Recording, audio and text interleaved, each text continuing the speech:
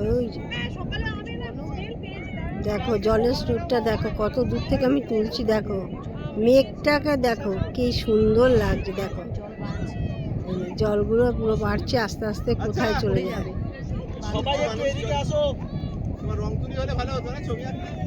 দেখেছো, দেখো ভিউটা দেখো আগে, কি দারুণ ভিউ। ও